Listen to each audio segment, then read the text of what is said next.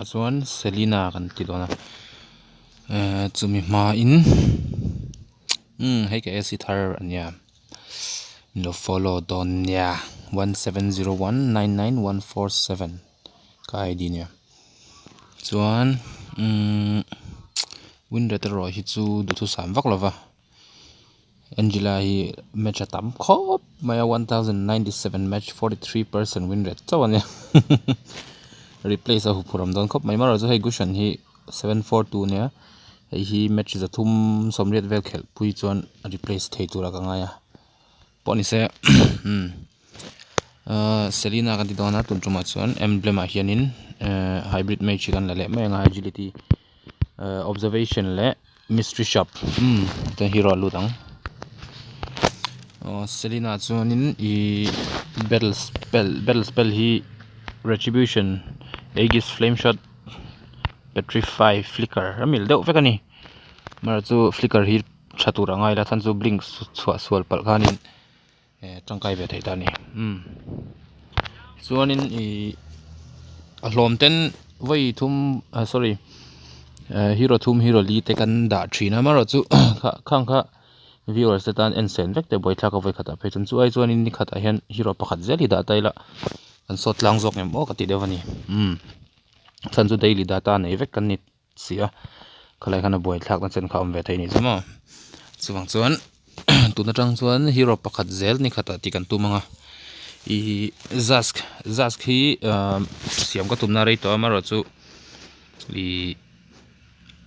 engen ni practice mode a han om lo zel maya hei hi a game bak ve deuh mani o te ka ti ani chu chuan Selena soyanga Selena chu kan thriat angin assassin mage ania chuan a first skill kan up masa berang farm nan jungle nan I a passive atangin an soi taila a passive a chuan abyssal le ama hian ain transform let theya ti chuanin enge ani I abyssal mark hetia mi kan khoi hi chuan anavak lawa mase abyssal mark an nei khon ku abyssal mark pakhata oma chu alu chunga kon tikhan pahni omta pahni chunga kan khoi hianin pahni chunga hetia kan sa hian anabi ke mem ta ni voini kan sa hi mo hetia pangai kan sa hian chu a passive veni ta ni khalai kha ka nakina ka soi fia thawanga o tuna ta chuan inform dan bi ka kha I en lawa chuan tira chuan minions anon farm ma hianin anon om ma hian pakhat hi daila alti mangzok ila ti chuanin in transform leila first skill man leng hal the pahni te kan da lok thei ta ni ti chuan pahni kan da lok anga hei hianin kan in farm don ani ti hian ama hi kan kal che chon tiranga a ti hian kutia ai konin khuti khuan kha kan farm dan tur ani ta ni I early a chon mo ti chuanin first skill atangin soi fia taila first skill hianin pathum zela da theya first skill hi pakhat pahni pathum ba khi pakhat da bel chon ida masak ber kha bota tiang kha ni ta ni tin hemi kan da na chin lai hi me pa hian amu vek thei ta ni antinan me damage pot da taila hei me pa chona lang mi lo ma se helai vela hian lo da pal taila chuan grassa enemy viru te kha hmu thei ta ni chuwang chuan mita hianin pakhat te kan da thina tin emo turtle len vela hian tem pakhat te sir vela an ra fu lo tur la ya daila chu chuanin an khoi lo vem lord an la don lo vem ti te kha min pui ve ta ni chu pakhat tal kha chu kam ve reng tailo mo ti chuan hei hi anon dai pal chuan damage nei ta ni hemi hi ron dai pal chuan an mani hi slow down pi lama khonin ti khon damage nei ta ni khutia damage nei khonin abyssal mark pahni asiam ta ni chuan abyssal mark pakhat pahni hi anabik em ani omzia chu abyssal mark hianin abyssal mark tel lawa first skill le abyssal mark tel first skill kan en lokang tuna ta hen damage bot ka data ni tuna abyssal mark tel lo hian kan first skill sinanga ku 522 ni ta ni a damage ku ti chuan abyssal mark nan kan en le sinang 522 hi down lock sara remove mai nge mark hian siam phot sela kumi mark siam piramang honin ka khani de ani a damage kha sang em ani chuwang chuanin I abyssal mark a omlai hianin extra magic damage an eitel awangin 522 chau ni to lovin extra tel to wangin I engeni abyssal mark tel thram thram first skill hi mana thani pakhatna chuan chu first skill ni ta a first skill a normal form hi chuanin a kap pheita tin ka soyang khan hei me pa mi te po tikhan expose theita ni mark a siam boka ti chuan ama assassin moda hianin first skill hian ti hian a khoida I metanga basic in tiani lot sanga ku ta aron al khumo aku thilo en lokila khu al sen wood tani ti chuan kha first skill zoni tani second skill vetunga ro chu stun ani ta he stun hi athui em ani hei me phian en lok taila tuna hianin khu athui em ani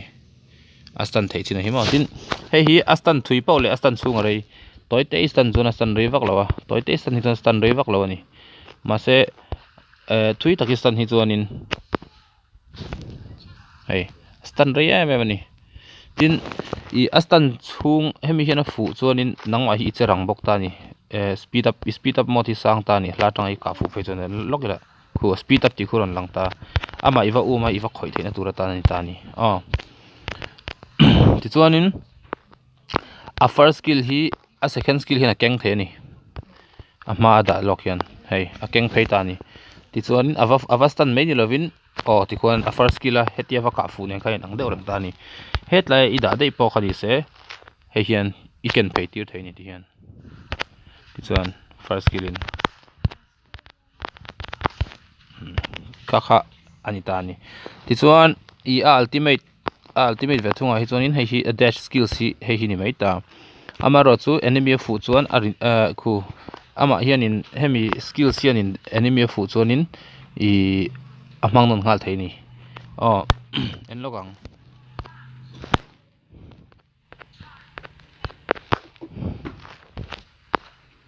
sorry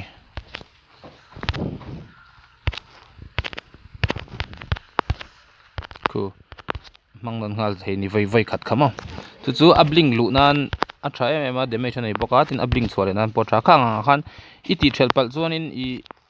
a cool down ngal dei theini chu a second skill hi man non theiloi nom thina khang tan khan escape chonan flicker hi chu tangkai na chen chu amve khel thar tan phei chon mo chan chu retribution tel open atira hena jungle thei em ani ama hi damage na sa em ti chuanin chetur boka chu Selena hi a ultimate hi a in transform na hi second thum chaw ani chubi wang chuanin englo fleeting time kan tiang chi ang hi amamo lem lo tuna hian first skill hi cooldown khu lock in on no cd off lokang first skill cooldown 6 second ania pakhati 12 second ania mase ulti mana second thumi nga leka in transform let lekhan I mangnon le ngal the wangin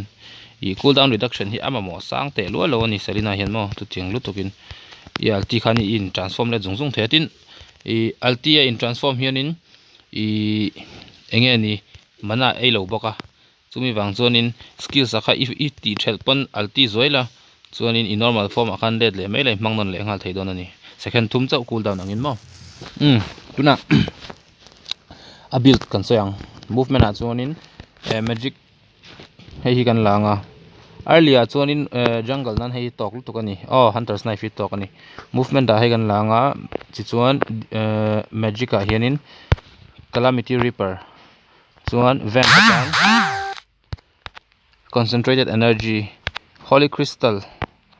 ti chuanin hei hi core build ani tani cdr damage le vamp aba ki chu kan thu ni to hei polak theya tin engeniang glowing one te polak theya an al nan kha chu kan thu ni se lenga pon ni se a damage hi a full build hian an thokat ang renga remove lock nge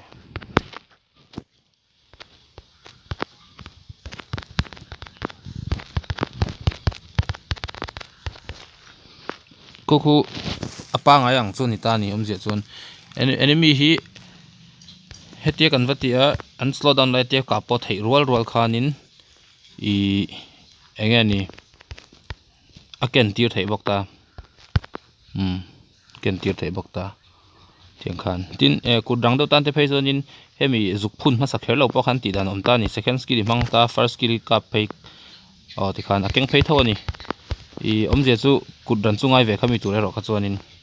second skill ka rual khanin thlo phei thlen ma in a first skill kha I ken phei ti rangai kha ma se kha chu kut rang chungai ve dewa maro chu khatiang ni lo man molem lo phei chuanin phun lok te la ken phei tir kha poi chong lo ni I thel pal kha lo om ve ta mo ti chuanin enemy in abyssal mark sorry ka man na zo dei lo no cd ko on lova poi love enemy in abyssal mark anei sham hi tha than chu damage in le zol em ani abyssal mark tel lo hi chuanin altia va sa ang kha chu ti du lem su nangma inge ni damage lem phei chon mo tin Selena hi then khat chuanin attack sorry attack a hianin heng te pawh hin Petrina Blade of Despair te tin critical te pawh Petrin to Berserker Fury mo khang kha anti dan thin ve tho ani then khat tan chuanin ma seng kan game play du dan ang lo tuna chuanin ama hi assassin mage ani angin mage khangin ka build ani assassin anga man tur ani mage khangin ka build thunga ti chuan kaka Selena chu ni deuh maya a predict fu vengai kan predict fu vengai an enemy te che dan tur hi omje chu hetlaya thil che kwal zet te hi a che dan kan threto a kal kwal zet ta chu kal kwal zet chu enge ni akal dan te kha kan va bai ha to chuanin aka fu thei ta ni enemy che lai te hi enge ni kan ka thel thei ve tho ni chu khalai khanin an che dan tura kan rin anga kha kan predict thiam kha poi mo ta ni chu berina predict kan ti jan enge ni ngai ruat lok kan ti na nyang chu tumi wang chuanin tunam amar chu geng anga te po mi farm tu lai arlia mi farm tu lai evati boy te po thei lu tu ka heng lai te po da tlang ta la an farm lai va mu ve kan lak ma thretin I valut phei theya khang te po kha ti dan ti ve thei vek tho ani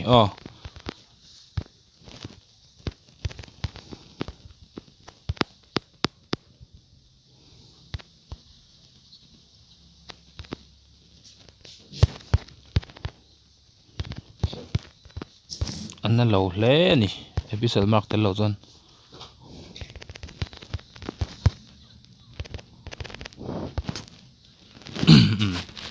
ka kan thei kan riat afia zo tura ka ngai second skill first skill ken tir po kha theya first skill hi second skill kha te ken tir po thei thowa kha chu kan kut ran dan azir te po ni ve kha ni de umai Selena bi ka chun